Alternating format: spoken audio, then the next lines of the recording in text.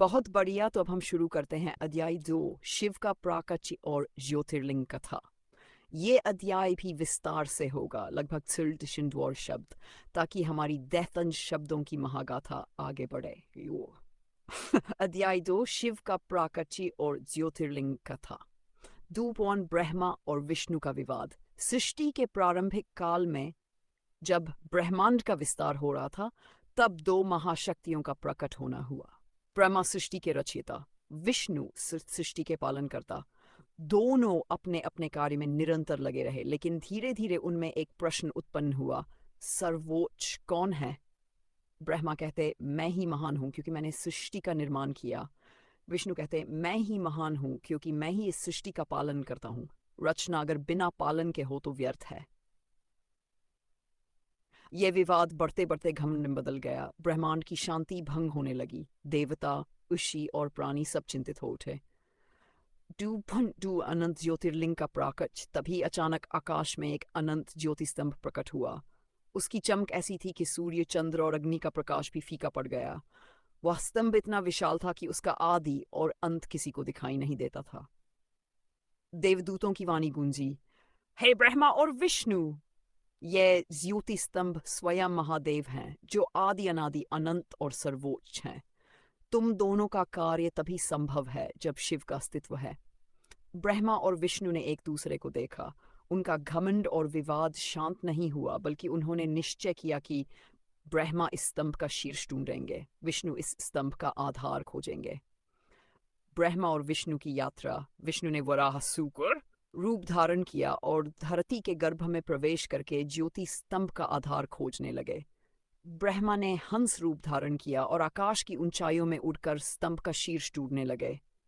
लाखों वर्षों तक खोज करने के बाद भी न किसी को अंत मिला, न आदि। विष्णु ने विनम्रता से स्वीकार किया, हे प्रभु, मैं आपकी अनंतता का अंत नहीं खोज सका। लेकिन ब्रह्मा झूठ बोल बैठे। उन्होंने कहा, मैंने इसके शीर्ष को पा लिया है। 2.4 ब्रह्मा का अहंकार और शिव का प्रकट होना। ब्रह्मा के असत्य से शिव क्रोधित हो गए। उस अनंत ज्योति स्तंभ से ही प्रकट हुए महादेव ने अपना विराट रूप दिखाया। उनकी जटाओं से गंगा प्रवाहित हुई, तीसरे नेत्र से अग्निज्वाला फूट रही थी और चारों ओर रौद्र रूप का प्रकाश फैल गया। उन्होंने ब्रह्मा से कहा, हे ब्रह्मा, तुमने असत्य का सहारा लिया है। अहंकार में आकर जो झूठ बोलेगा वह कभी पूजनीय नहीं होगा। इसी कारण ब्रह्मा को शिव ने शाप दिया, तुम्हारी पूजा इस संसार में प्राय नहीं होगी। आज भी भारत में विष्णु और शिव के असंख्य मंदिर हैं, लेकिन ब्रह्मा का केवल एक प्रमुख मंदिर पुष्कर राजस्थान में है। वहीं विष्णु की विनम्रता देखकर शिव ने आशीर्वाद दिया, तुम्हारी पूजा सदा होगी। 2.5 ज्योतिर्लिंग का महत्व। अनंत ज्योति स्तंभ ही ज्योतिर्लिंग कहलाया। इसका अर्थ है प्रकाश का लिंग, ऊर्जा का अनंत स्तंभ। यह सृष्टि का आधार है। लिंग का अर्थ है चिन्ह, ज्योति का अर्थ है प्रकाश। इसलिए ज्योतिर्लिंग शिव का वह स्वरूप है जिसमें वे अंत ऊर्जा और परम सत्य के प्रतीक रूप में पूजे जाते हैं। भारत में 12 प्रमुख ज्योतिर्लिंग प्रसिद्ध हैं, सोमनाथ, मल्लिकार्जुन, महाकालेश्वर, ओंकारेश्वर, केदारनाथ, भीमाशंकर, काशी विश्वनाथ, त्र्यंबकेश्वर, वैद्यनाथ, नागेश्वर, रामेश्वरम और कृष्णेश्वर। इन सब की अपनी अपनी कथा है, जिसे हम आगे के अध्यायों में विस्तार से देखेंगे। 2.6 दार्शनिक दृष्टि से ज्योतिर्लिंग, यह कथा केवल एक पौराणिक घटना नहीं है, बल्कि गहन दर्शन का संकेत देती है। ब्रह्मा का असत्य और अहंकार हमें सिखाता है कि अहंकार का नाश निश्चित है। विष्णु की विनम्रता हमें बताती है कि सच्ची भक्ति और समर्पण ही महानता की पहचान है। शिव का अनंत ज्योति स्तंभ यह दर्शाता है कि परम सत्य का कोई आदि अंत नहीं होता।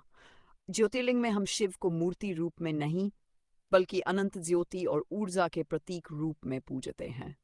7 कथा का भक्तों के जीवन पर प्रभाव। इस कथा ने भक्तों को यह विश्वास दिया कि शिव सबके मूल हैं। यदि कोई अपने जीवन में अहंकार में डूब जाता है तो वह ब्रह्मा की तरह पतन की ओर जाएगा। यदि कोई विनम्र होकर